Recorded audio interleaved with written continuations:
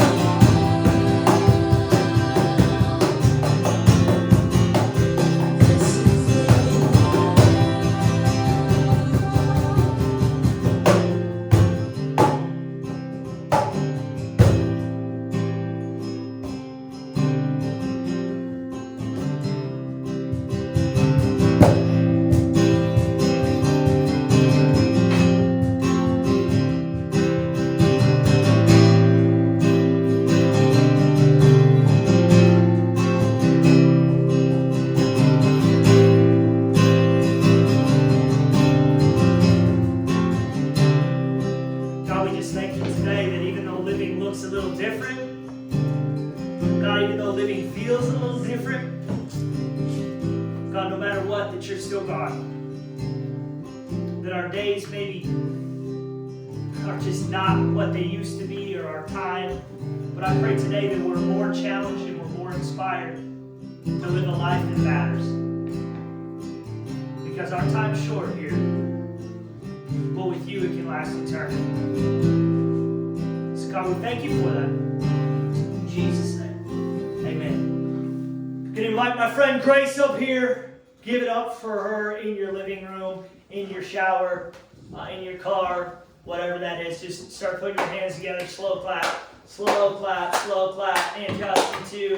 Yeah, slow clap, slow. No, not you're clapping for yourself. I'm clapping for Justin. I was clapping for Justin. You were not. You were clapping for yourself. That's clapping weird. For Justin. That's weird. And myself. Just kidding. Oh yes, God. Renegaid. Oh! Hello. Ah! Oh, we miss you guys so much. I really do, and it's kind of weird just talking to a camera instead of your faces. But anyways, my name is Grace, and I'm really excited to be here with you guys tonight. I'm going to talk about something today, and I'm going to call it the return, okay? So remember that. But before I get into what we are returning to, I was thinking about this past year and about there's like some rappers that died, some celebrities that have passed away. And during those times when they had passed away, I remember seeing on like Snapchat stories and posts on the timeline and articles that people were like coming up with these conspiracy theories and these ideas like maybe that person faked their death, they faked what was going on, something else is gonna happen, they're gonna come back one day and be like, hey, I'm alive. But I was like, dang, why are people thinking these things? Like, do they not just want to accept what happened? And the Lord, he spoke to me in that moment, and he's like, Grace, no. He's like, this generation, they're asking questions and they're looking deeper into things because whether they know it or not, they are searching and they are longing and they are seeking for something so much deeper, that they want something so much more than just the surface level things. And if you were okay with surface level things, you wouldn't listen to sad songs when you were sad just to feel more sad. That's because you want to feel something deep. If you are okay with surface level things, still, you wouldn't stand up and be angry against things like racism or sexual abuse or things that just don't seem right in this world. You wouldn't feel something for that. But it's because in our hearts and in our souls and our minds, we are longing and we are searching for something so much deeper. You see, we don't really realize the expectations that we have set and the standards that we have set on our lives. Because we go through every day and it becomes this thing that we're just going through, and it's a second nature that we're like, oh man, I set this expectation on my life, right? But today I want to challenge you that when we have this time where we're just sitting at home a lot, we have so much time to sit and question, I challenge you today to look at your life and think, what unrealistic expectations have I possibly set on my life? So, with that being said, this computer is not mine, it's a little tricky. Okay, I'm going to paraphrase a story for us in the Bible. It's from Luke, and it's in Luke 15, starting in verse 11. And it's talking about the lost son, okay? So in this story, there is a father who had two sons. There was an older son and a younger son.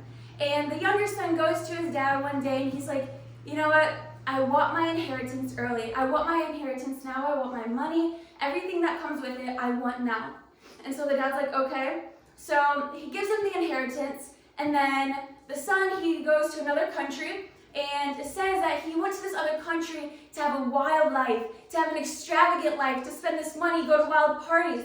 And the thing is that one day it says a famine struck.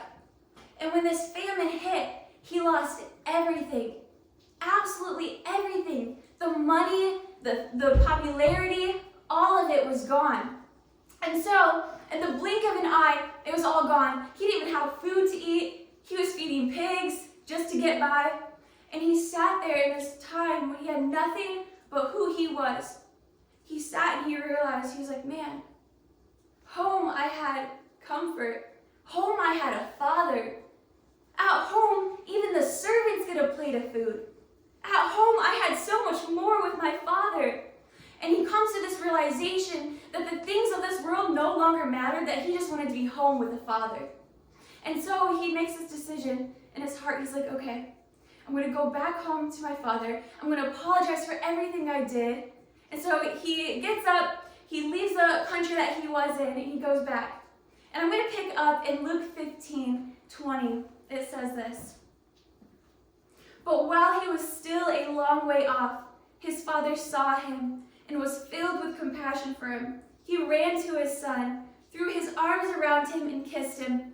The son said, Father, I have sinned against heaven and against you. I am no longer worthy to be called your son. But the father said to his servants, quick, bring the best robe and put it on him. Put a ring on his finger and sandal on his feet. Bring the fattened calf and kill it. Let's have a feast and celebrate. For this son of mine was dead and is alive again. He was lost and is found. So they began to celebrate. And this is such a beautiful picture because while the son was still a long way off, while he was still far away, his father saw him and he ran to him. So all it took was for the son to realize that the place that he was in was no longer okay. It didn't fill the desire. It didn't satisfy. So he just turned back to the father. And while he was still far away, the father saw him, was filled with the compassion, and chased after him. And I think that is a beautiful picture of us today, where we can be so far. We can be sinning. We can have this world where we are empty. When we're alone, we are nothing. We feel like we're not blessed. We feel like we have nothing to satisfy us. But Jesus, all he's saying is, no, my son, my daughter, just look to me, and you will see that I am running after you. Just look to me, and you will see that I'm reaching out to you in everything. I don't care what you are doing. I don't care what you have done. I don't care if you're still sinning. I don't care where you are at. Just look to me, and I will run to you. And in that story, the next part of it, it finishes with the older son. The younger son is home, and they're celebrating him.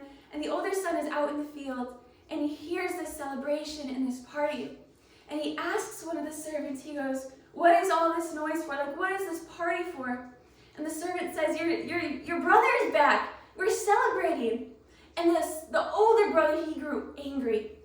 He was mad that the father was celebrating the son who had left. The son who went and just partied his life away. And all these things, that he could come back in an instant, he would be celebrated. The older brother was angry. And the father came out and he's like, why are you so mad? Like, what's going on? And he's like, you've never killed a fattened calf for me. You've never done that for me. And the father, he looks to him and says, don't you realize you've always been blessed? You have always had everything you could ever need. Everything I have has always been yours. Don't you see that? But somebody is now that was dead has come to life. He was lost and now he is found, and we will celebrate that. So maybe today, you're not the person who's far away from Jesus. Maybe today you've been trying to be close to God, but you just feel like things aren't happening. You see others getting more blessed. You see other things happening more that look more fulfilling or more satisfying or more promising. But God is reminding us, no, in this time, look and see that you have always been close to me. You have always been blessed by me. Everything I have, everything I promise has always been yours. Just choose to see that. Change your perspective to realize that. And so today, now that the overlying truth, right, this revelation over our lives for each and every one of us, whether you are far away or you are close to Jesus, has been revealed, okay? And we understand it in this new reality. But I want to take us to a couple steps deeper. That if we don't apply these next truths, then that reality will not be as fulfilling as you want it to be. And so I'm going to have 3 ways we need to return to reality. So the first one is the reality of relationships. So the reality is that you were created for relationship and you already are chosen. But the expectation this world has and this view this world has of relationships is that unconditional love doesn't exist, or I'm just not worthy enough. You see, the Son, like I had said, while he was still a far way off, he turned to Jesus while he was a far way off. The Father saw him and he ran to him. He ran to the Son. And why would he have such a desire to be back home if he wasn't created for the relationship? Why would he have such a desire to be with people that he knew if he wasn't created for the relationship? Why would the Father run after him after all he had done? After all of that, why would the Father choose him again if he wasn't created for relationship? You see, there's this worldly expectation for relationship is that the more followers I have, then the more worthy I am. The more likes I have, the more attractive I am. The more guys or girls or whatever I can show that I'm talking to, then the more important that I am. You see, we've been told by our mistakes, by our situations, that we aren't worthy, that we don't deserve love, that we're not called and chosen. You see, for me, in my past, I would use relationships as this. I would use it to hide the fact that when I was alone at night, I didn't know who I was. I would use them to be momentarily pleased, but then at the end of the day, when I was by myself again, I felt disgusting. I used it so I could look like I had this guy by me, so it could look like I was chosen, like I was wanted, like I was someone. I use relationships for this. But you see, this generation, I'm so encouraged by, because you guys aren't okay with just hookups anymore. You don't want those things that just don't last. You're not satisfied. You're not. But you see, there's also this expectation we have with relationships with God of this world. I see all the time people post a story or people post a Facebook post where they're like, man, God saved me from this car accident, which is great, and I'm sure he did. But then, because of that, you expect him to give you everything else you want while still doing these worldly things. You want everything else.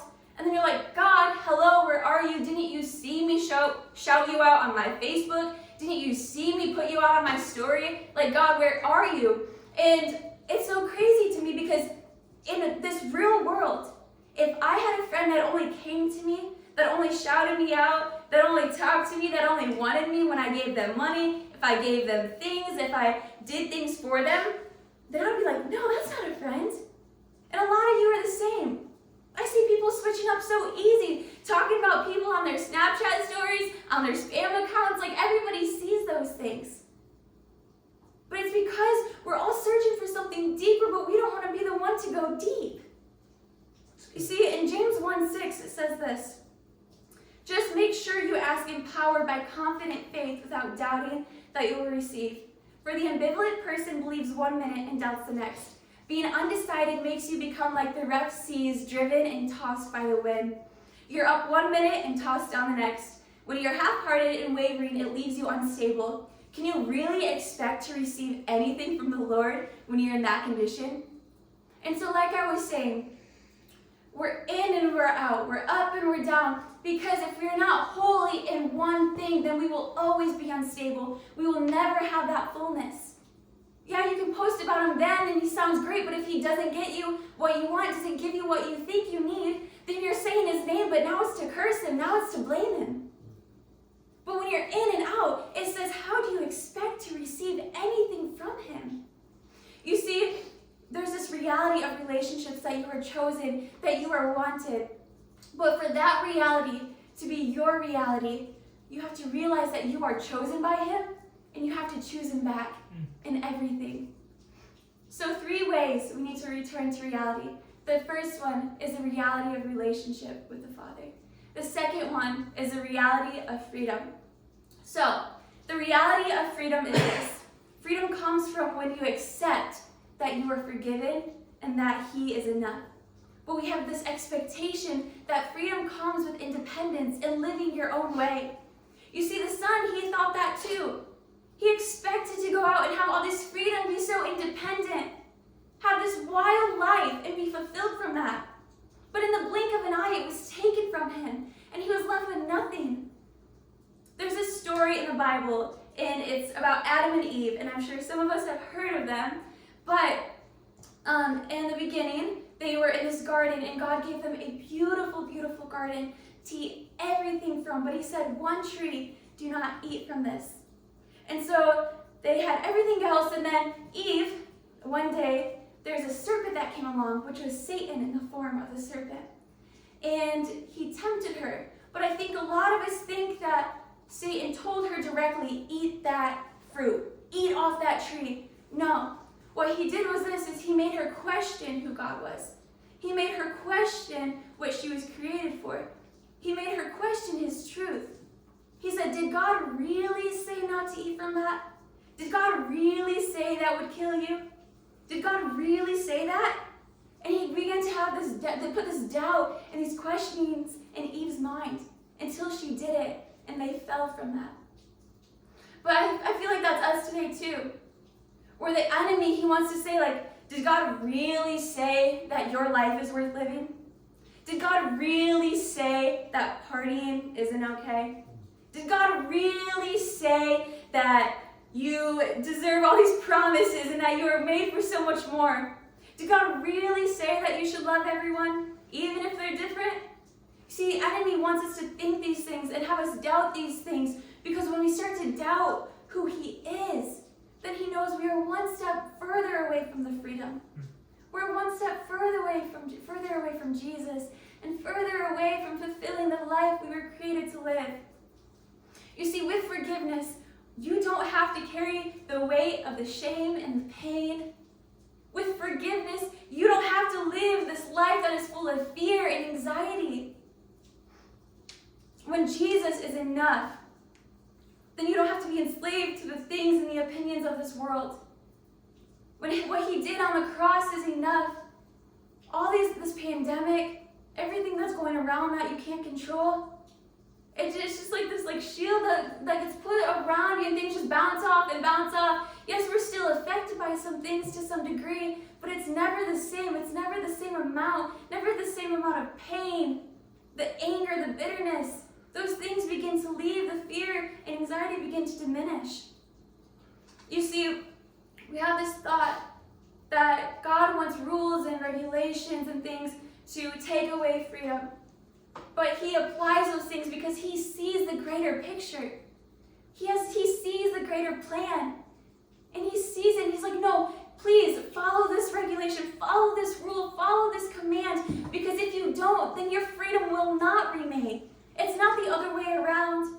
The rules don't take away the freedom, they help keep them in place. That's good.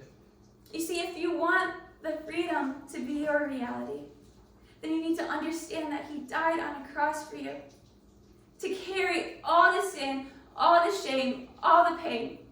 And he rose again to diminish everything from the enemy, right?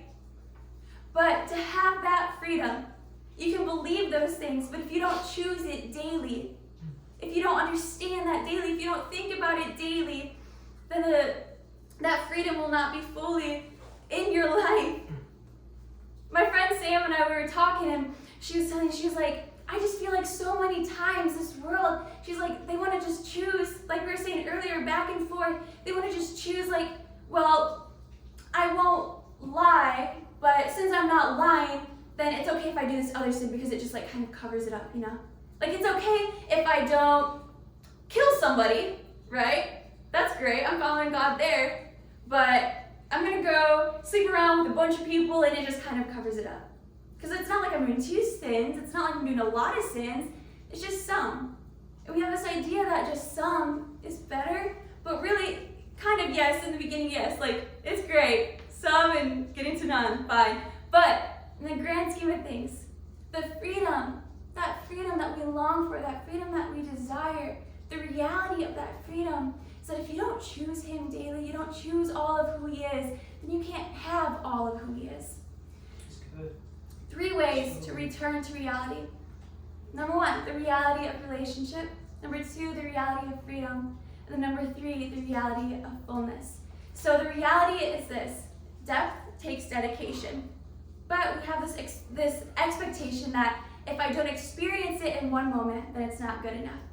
While I was praying over this and researching some things, I found that we have this 8-second rule, kind of, as Gen Z and millennials. So, if something doesn't grab your attention within 8 seconds, you don't want anything to do with it. And that's why like Instagram stories and timeline posts and quick videos are so captivating, because they can grab your attention so quickly. And so if it's not done in 8 seconds, then you don't want it. You see, we love the feel-good stuff. We love the worship moments. We love the experience, right? But we also want the depth. And I think that we're confused, that we've actually forgotten that depth can't be obtained in one moment. You see, your life is worth so much more than an experience. We truly do not know our last day. And I don't say that to place fear in your heart or in your mind. I say that to bring us to this realization and bring us to this clarity that no, I don't know my last day. And you have to realize that you are worth more than 8 seconds. You are worth more than just a moment. God has a plan for your entire life. You see, the son, he had this expectation that he would go and he would live this great life, partying and with this wildness, and the moment a famine hit, right? And when that famine hit, he lost everything. Nothing he did mattered. But what about us today? I think it's so timely that we can look at all these celebrities, we can look at the money, we can look at the fame, we can look at all these jobs and opportunities, and we can say, man, when I get to that place, when I'm able to be like that person, then I will be fulfilled. Then I'll have it all. But it's funny to me because when this COVID hit, right, everybody in every sphere of society has been put on hold. Everyone. It doesn't matter what you look like, doesn't matter what your job is, doesn't matter how much money you have, it doesn't matter. We've all been put in the same place, on hold. And we get to this place where like, the son, he was in this place where when the famine struck and he had nothing else but himself, he realized he wasn't content. He realized he wasn't okay with who he was alone. That he needed to be with the Father. He needed to be back home with us. And I believe that the Lord is using this today to say, listen, the things of the world, the money, the fame, everything can be gone in an instant. Can't you see that now? When you are with me, you will be full, you will be free, you will have relationship. When you are with me, you will have all the things you will ever need. See, depth takes dedication. I was praying about this, and the Lord, he gave me this picture of when we're little, we will go into a pool or into the lake, and at first, the shallow part seems deep. And we're like, oh, this is exciting. Your adrenaline's going. You're like, oh, this feels so deep right now. This is great. But then after a while, it's not that deep anymore. It's not that exciting anymore. So you begin to go out a little further. And it gets a little deeper, and then that's okay for a little bit, but then you're like, oh, this doesn't satisfy anymore. Then you go deeper and deeper, right? But that depth, it can't be done in a moment. Can't be done without the pain, without the preparation, without the time, without the intention. You see, the ocean, it has 80% of the ocean has been unexplored, okay? And we still see the ocean as something that is vital, and that is something that is a great source for life, for growth, for inspiration, for transportation. But what about God? You see, we see God, he has these great things, but we're like, oh, I can't get all of that in one moment. So I'm sure he has great things, but because I can't get all of it in a moment, I don't really want it. But you don't see anybody looking at the ocean and saying, well, since I can't dive to the bottom in a day, we're done with the ocean. Not gonna look at it, not gonna go to it, not gonna explore it, we're done. Nobody does that because they know, we all know that the ocean, the entire ocean, cannot be explored in one moment. It can't be discovered everything in one day, one sitting. So why is experiencing God different? Then in the beginning, you come to a Renegaid, feels great. You feel deep, it's amazing. And after a little bit, you're like, I don't know, it's not really for me. So maybe you go to Renegaid and a worship night, or Renegaid in a small group, and it feels better, you know? You're getting that depth that you think you need. But after a while, it just doesn't satisfy anymore, and you're like, I'm not going to go deeper because if it hasn't happened for me yet, if I haven't experienced all of it yet, then it's just not, it's okay. It's that 8-second rule, remember? If it's not in 8 seconds, don't want it. But that's just so crazy because God is bigger than the ocean. God is bigger than our feelings. God is bigger than everything. And we think we can know all of him. We think we can gain all of his promises. We think we can have all of the freedom, everything in one moment. I think that so many of us are missing out on who God really is because you just want it in a moment and you don't want to go any deeper because it's too painful, takes too much time. You see, some of you already know that the sports will not last. You already know that that guy and that girl won't stay forever. You already know that those things won't hold you together for the rest of your life. But you're scared to let go of what you do know for a little bit of the unknown. Because when it comes to the unknown in this world today, it's coupled with anxiety. We don't know when Corona is going to end, anxiety. We don't know who around us has it, anxiety. We don't know what's going to happen next, anxiety. See, this world, the unknown to this world is so full of anxiety and fear, but the unknown to Jesus is not the same. The unknown to Jesus, the parts of Jesus that we haven't yet experienced, that we haven't yet explored, are not full of anxiety and fear. They are full of promises and hope. You see, maybe your future has been defined for you. That you've been told where you're going to go to college, what profession you're going to be in. Maybe your parents or somebody before you was drug addicts, so you're just going to be the same way. Or maybe they didn't have a future, didn't go to college, or didn't graduate high school, so you're just going to be the same. See, we have this ability to look at our life and say, well, just because it was this way, that's just how it's going to be for me. Or a lot of us feel run down and that you don't even feel like trying anymore. You think, what's even worth it? What's the reason? Why do I even live? And we have all these questions and these thoughts that just don't fill us up anymore. You see, if you want the reality of the fullness, then you have to stop living for the experience. Because if you live for the experience, that's all you will ever get. You'll only have a couple good days. You'll have some good times, some good memories maybe, but you'll never truly have the fullness with just an experience. Because experiences end, experiences come and go, they don't last, but the fullness, when you are full of something, that's when it lasts. That's when it sustains. That's when it stays in the places of anger and sadness and frustration. An experience will never do that for you. You see, if you want that fullness to become your reality, then you have to start to discover who God is on your own. You have to take that step and go a little bit deeper. You have to make the decision to be different than everybody else. Because like I said in the beginning, as deep as we are is as deep as we're going to feel. If you're only in the shallow end, then you're going to feel some of it. It may feel great. Renegaid is awesome. But there's deeper things than that. If you go a bit deeper, it might feel good. But there's always opportunity to go deeper and deeper and deeper in the Lord. And this feeling at Renegaid doesn't have to stop at Renegaid. The feeling at a worship night doesn't have to stop at a worship night. That is something that you can have that lasts every day and every hour. And we all have the opportunity to accept that. You see, we were created for a relationship, and you are chosen. Freedom comes when you understand and you accept that you have been forgiven and that He is enough. The fullness comes when we stop living for experience. We stop living for the thoughts and the ideas and the opinions of others. You were created for something. Stop giving yourself 8 seconds for something to matter. You see, it comes down to this. At some point, we are either the lost son or the son that was always there.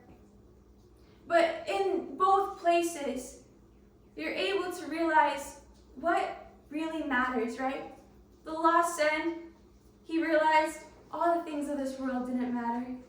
So he went back to it. And the son that was there, he realized, he should realize that he's been blessed. He has everything that he could ever want. Everything of the Father is his. So for us, with Jesus, if you're far away, He is running after you. Realize that today, that He is running after you no matter where you are. And if you are close to him and you've just been aching for something deeper within him, realize that it's already around you. You just got to choose to step into it. I pray that today you guys realize that he's so much more than your expectations. That our expectations are from the enemy that have been set in this world. That Jesus is so much different than the world. That his reality is supposed to be our reality. We just have to choose to see that. I love you guys, and I'm so thankful that I was able to come and share this word. I'm just going to pray us out, and we're going to go back into worship. So Jesus, I thank you, God. Father, I thank you that you have chosen us and that you have called us your own. I thank you that no matter where we are, no matter where we go, we are always chosen by you and we are wanted by you. I thank you for the reality that we can have a relationship with you, that relationships in this world don't have to be fake, God, that they are real and they are unconditional. Father, I thank you that we have freedom with you, that when we understand that we are forgiven and we are chosen, that you are enough. Father, I thank you that with you we have fullness. God, we have identity. God, everything that we could ever want could be met. Jesus, I pray that we have strength today to go deeper. God, we have this idea that we don't see you anymore, that we can go in and out of, up and down with God, that you're always there, and that we can fall on you for that, God. We can trust you with that, Jesus. I thank you for who you are. In Jesus' name, amen.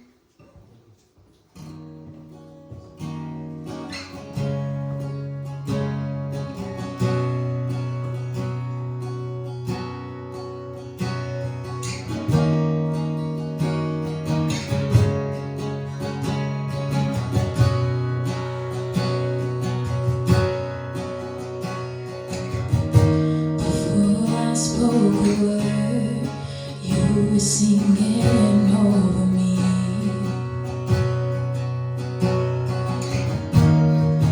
You have been so, so good to me.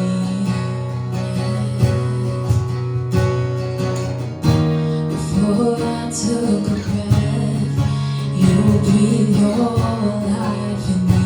Yes, you did.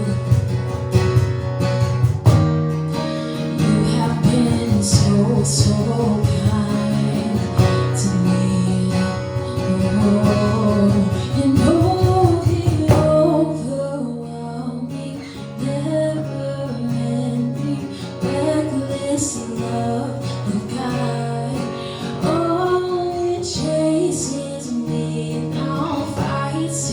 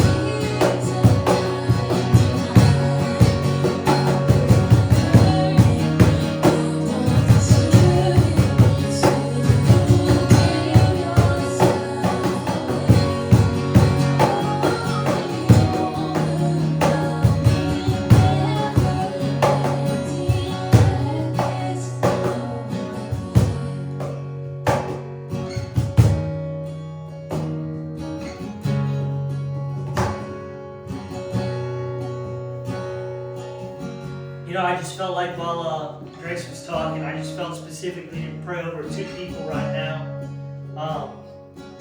Those who are just struggling with loneliness and emptiness. Maybe some of us, we've just filled our time with things that don't matter right now, they feel like. It feels like you've put all your eggs in one basket, and now that basket's broken and there's no bottom, and everything you were planning on, everything you wanted to do just it's not there. So I want to encourage you. I feel like this is the place where God meets a lot of people in Scripture. This is the place where God met when the young boy had the revelation, oh my gosh, I need to go back to my Father's house, is when everything is taken away and you realize that who you are is starting to set in. And some of us, maybe it's an emptiness, some of us it's a loneliness, some of it's a brokenness, but it's setting in. Everything that you've ever thought you were going to do, everything that really mattered is gone, and so now you're left with, okay, what really is life? I want to just pray right now for that. So Father, I just pray with those struggling with loneliness, struggling with emptiness, God, struggling with brokenness, even as Grace talked about in her message, God, the parable of the child that just, man, he needed to run home, but he just wouldn't, until finally all of his circumstances, everything that he thought he wanted to do didn't matter, and it was just about survival. It was just about making it through. Father, I just pray right now that all the thoughts of what we thought mattered, all the thoughts of what we think or what we're existing for, God, maybe in this time that's totally reshifted. I pray right now that people realize that you're the most important thing to live for. You're the greatest thing to live for. God, I just pray right now for students that are feeling lost, they're feeling broken, they're feeling empty. God, I pray that your Spirit just breathes purpose. God, that they realize that they can always run home to the Father's house. They can always run home to a place of honor, to a place of love, to a place of respect, to a place of provision. God, I thank you for that. The second type of person I just felt like to pray for right now is just the ones who right now are struck with that hunger for depth. In our day and age, we crave depth. We crave things that matter. And so it's easy to sniff out when something's fake. We even have a term for it, calling people fake. And I feel like she said, 80% of the ocean's not explored. Do you discount and discredit the ocean and be like, well, because I can't rationally comprehend and understand and see every square inch of it, that I'm not going to recognize that it's real? No. And some of us, maybe we've looked at God like an ocean where it's like, well, unless I understand, know, and can calibrate and can quantify everything, then ultimately I'm not going to take part. See, everything else in life, we kind of go through a journey of discovering, but with God, it's like we write off that journey. I pray today that those who are struggling with depth would be challenged. They would be challenged in their commitment. They would be challenged to maybe get a Bible, to maybe start reading that Bible. I pray that they would be challenged to be people who live lives that matter. I pray that they would be challenged to reach out to people that maybe they respect or admire and ask important questions. I pray they would be challenged to pray. And if you don't know what that is, message us, direct message us. We'll talk to you. Whatever it is, we're here for you, but ultimately it starts with you choosing depth. So Father, I just pray right now, God, that people would choose depth from this message. God, that they would choose depth. That they would choose a life of just surface and shallow commitment. It's not a life they want to live. God, I pray people would recognize the importance of living a life of depth, a life of meaning, a life of substance, and what that does for the world. God, I pray for both of these that you highlighted, loneliness, emptiness, and brokenness, people feeling that, and those right now struggling with a lack of depth but wanting more. God, I pray that these challenges are not just momentary challenges, as Grace talked about, but a journey that we continue to start walking out in. God, I pray right now for these that are feeling this way. In Jesus' name. Amen. Amen. So with that, I promised if you tuned in till the end, we would give something away. So without further ado, Justin, can you guys want an M&M real quick? Here you go. Just go ahead and take one.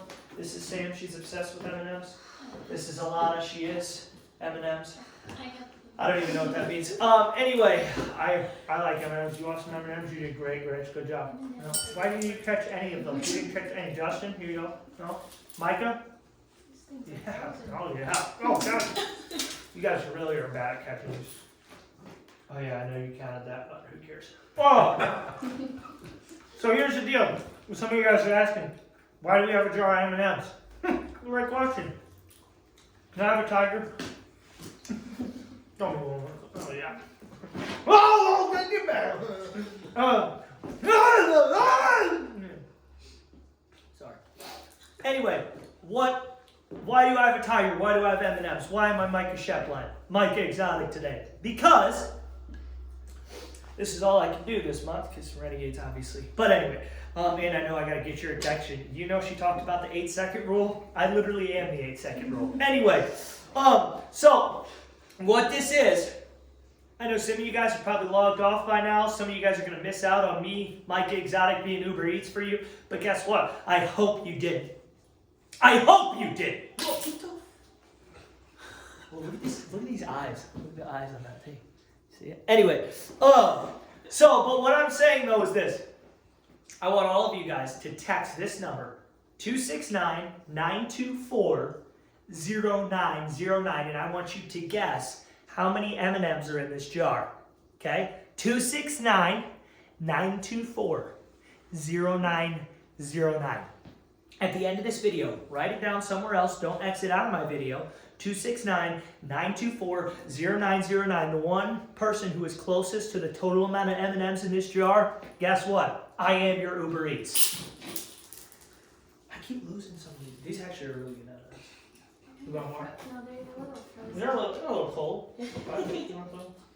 Okay. Anyway, 269-924-0909. Okay? What does that mean? It means that you need to guess how many M&Ms are in this. You need to follow us on Instagram. You need to subscribe to our YouTube page. You don't have anything else to do! But I love you. I maybe got a marker mustache. But I'll continue to love you. Thanks so much, Renegade America. Come see us again soon. Or I'll stalk you at your house. Just kidding, I won't do that. Micah, hurry up and cut off this video. It's getting weird. It's getting weird. Okay. Ah, dude, that was a terrible throw.